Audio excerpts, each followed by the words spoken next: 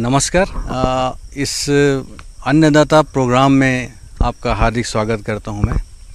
आज हम जानेंगे कि बांस की खेती कैसे की जाती है, कुछ ऐसे उन्नत प्रजातियों की पहचान करना जिसको लगा करके हम कॉमर्शियल स्केल पे या व्यावसायिक स्तर पे ज़्यादा से ज़्यादा बांस उगा सकते हैं और ज़्यादा से ज़्यादा लाभ ले सकते हैं। तो सर, प्रथम आपको जो है बांस की उन्नत प्रजाति जो होती है उसकी पहचान करनी होती है। तो बैम्बूसा बैम्बूज और डेंड्रोकैलमस स्ट्रिक्टा, तो ये 2-3 प्रजातियां बहुतायत में लगभग पूरे भारत में मिलती है। बांस की खेती सदाबहार पौधे के रूप में की जाती है। यह घास प्रजाति का पौधा होता है जो कि सबसे अधिक तेजी से बढ़ने वाला पौधा भी कहलाता है। बांस की कुछ किस्में ऐसी हैं जिसके पौधे एक दिन में ही तकरीबन 90 सेंटीमीटर तक बढ़ जाते हैं। सामान्य तौर पर बांस की अनेकों किस्में हैं, जिनमें बम्बूसा बालकोआ, बम्बूसा तुलदा, बम्बूसा वल्गरिस, बम्बूसा नूतन, बम्बूसा पलीडा इत्यादि प्रमुख हैं। इसके अलावा आप देखेंगे हम लोगों ने कुछ ऐसी प्रजातियों को नॉर्थ ईस्ट इंडिया से कलेक्ट किए हैं। ये देखेंगे जैसे कि आप लोग बैम्बूसा वेमिन है, थायरोस्टेचिस और ये गौडा अंगस्टिफोलिया है, और इस तरह से अनेक प्रजातियाँ करके जन्मपंजीयन बैंक बनाया गया है।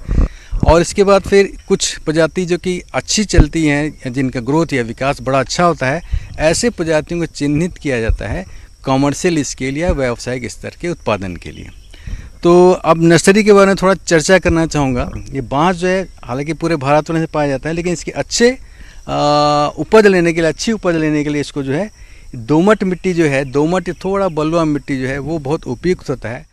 वैसे तो किसी भी प्रकार की मिट्टी में बांस की खेती की जा सकती है, लेकिन रेतीली दोमट मिट्टी में बांस के पौधे अधिक तेजी से विकसित होते हैं। इसकी खेती में भूमि 4.5 से 6 pH मान वाली होनी चाहिए। केंद्र सरकार द्वारा चलाई जा रही राष्ट्रीय बांस मिशन में किसानों को बांस की खेती करने पर सब्सिडी भी प्रदान की जा रही है। बांस की कटाई पर सरकार फॉरेस्ट एक्ट का कानून भी नहीं लगाती है। ग्रामीण भाई ये कर सकते हैं कि पहले खेत का पूरा ट्रीटमेंट किया जाए, किसी तरह खेत को हल चला करके या फिर जैसे भी सुविधा उपलब्ध होती है आपकी, वैसे करके पूरा लैंड को प्लेन कर लिया जाता है। बांस के बीजों की रोपाई पौधे के रूप में की जाती है। इसके लिए नर्सरी में बीजों को तैयार कर लिया जाता है। नर्सरी में पौधे तैयार करने के लिए 12 गुना 15 मीटर पर क्यारियों को तैयार कर लिया जाता है, या इसे आप पॉली बैग में भी तैयार कर सकते हैं। इसके बाद बांस की प्रजाति को कितने दूरी पे लगाया जाए, तो इसकी ये डिपेंड करता है कि आपकी प्रजाति कौन सी है। कुछ बांस की प्रजाति बहुत ज़्यादा ग्रोथ वाली होती है, बहुत उसका जो है डायमीटर बहुत ज़्यादा होता है। तो ऐसे प्रजाति में डिस्टेंस जो है प्लांट टू प्लांट हम लोग 6 to 6 मीटर रखते हैं। अदरवाइज ज़्यादातर प्रजातियों में 4x4 या 5x5 स्पेसिंग का हम इसमें प्लांटेशन करते हैं। इसको लगाने का सीज़न ये होता है, बरसात का सीज़न जो है सबसे अच्छा होता है। पहले आप अपने खेत की तैयारी कर लें और उसमें जो है गड्ढा, या आपको 4x4 मीटर पे स्पेसिंग पे करना है, 5x5 मीटर या 6x6 metre, species to species vary करता है। और इस तरह से गड्ढे करके हम बैम्बू के पौधे को रोपित करते हैं प्रति हेक्टेयर 400 या 500 या 625। तो इस तरह रोपित करने के बाद हम कुछ दिनों तक, इसको चूँकि बरसात का दिन होता है तो इसमें किसी तरह इरिगेशन की ज़रूरत नहीं होती, लेकिन जैसे ही बरसात ख़त्म होती है इसके बाद कम से कम सितंबर या अक्टूबर के महीने में कम से कम 5 या 10 टन प्रति एकड़ जो है बांस फर्टिलाइजर जो है NPK फर्टिलाइजर, वो उसमें पूरी तरह से यूनिफॉर्मली अप्लाइड कर देते हैं हम, है ना। बांस के पौधों को अधिक सिंचाई की आवश्यकता नहीं होती है। इसके पौधों को केवल आरंभ में ही नमी की आवश्यकता होती है। कम वर्षा वाले क्षेत्र या शुष्क क्षेत्रों में भी मल्चिंग मिट्टी पानी को वाष्पीकृत होने से रोकती है। मिट्टी में नमी बनाए रखने के लिए सूखे कार्बनिक पदार्थों या सूखे पत्तों को गीला कर घास की तरह पौधे के चारों ओर फैला दिया जाता है, जिससे अंकुरों को जन्म लेने में आसानी होती है। बांस के पौधों को खरपतवार से बचाना होता है, क्योंकि खरपतवार बांस की वृद्धि को पूरी तरह से रोक देता है। इसके लिए समय समय पर पौधों के पास खरपतवार दिखाई देने पर निराई गुड़ाई कर खरपतवार को निकाल दें।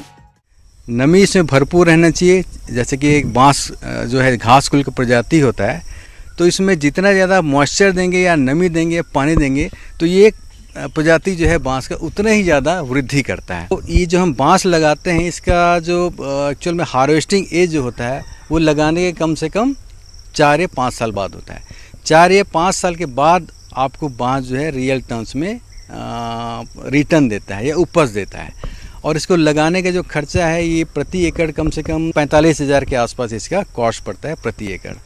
और इसको जो यदि पोल बेचने जाएँ हम, तो पोल का कॉस्ट जो है कम से कम 60 या 70 रुपये या 80 रुपये प्रति पोल बिकता है यहाँ पर। और इसके बाद टोटल रिटर्न जो इससे यदि आप कैलकुलेट करेंगे पूरी तरह, तो कम से कम 2,80,000 के आसपास प्रति हेक्टेयर आपको इसकी उपज मिलती है। तो इस तरह से शुद्ध मुनाफा जो है करीब 2,20,000 के आसपास प्रति हेक्टेयर पड़ता है। इसके अलावा इसमें आय में वृद्धि करने के लिए हम जो है बांस के बीच में हम एग्रो फॉरेस्ट्री करते हैं तो उसके तहत कुछ प्रजाति चिन्हित हैं जो कि यानी कि जो छांव बर्दाश्त कर सकता है। ऐसे प्रजाति अगर अदर एग्रीकल्चर क्रॉप लगाते हैं, इसमें भी आपका कम से कम 70 या 80,000 रुपये एडिशनल इनकम मिलता है। कंटिन्यूअस जो है वो रेगुलर इनकम मिलता रहेगा, क्योंकि बांस का प्रजाति ऐसा होता है जो कि एक बार लगाने के बाद नष्ट नहीं होता है। ये लगातार रिसाइकलिंग मोड में चलता है और कई साल तक आपको इससे उपज मिलती रहती है। क्योंकि ज़्यादातर कृषक बंधु जो हैं यहाँ पर वो वैल्यू एडेड प्रोडक्ट से जुड़े हुए हैं। किस तरह से बांस से टोकरी बनाना है या अगरबत्ती की सीख बनाना है या अलग अलग जो प्रोडक्ट बनते हैं बांस के, उससे जुड़े हुए हैं। तो यदि बांस किसी दूसरे के खेत से खरीदने जाते हैं तो उनको कम से कम 50 से 60 रुपये 70 रुपये प्रति बांस पड़ता है। इससे उनका कॉस्ट जो है वो बहुत बढ़ जाता है। अदरवाइज़ क्या है, उनके पास यदि खुद का रिसोर्स होगा तो अपना खुद का बांस से अपना वैल्यू एडेड प्रोडक्ट खुद बना सकते हैं और उसको मार्केट में।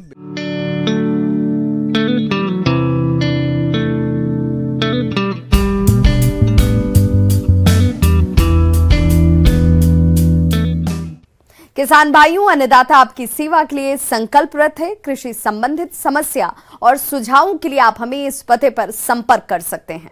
प्रोड्यूसर अन्नदाता, news 18 Rajasthan, Ramoji film city, Hyderabad 501512। साथ ही आप हमें ईमेल भी कर सकते हैं। हमारा ईमेल है p18annadatarajasthan@nw18.com।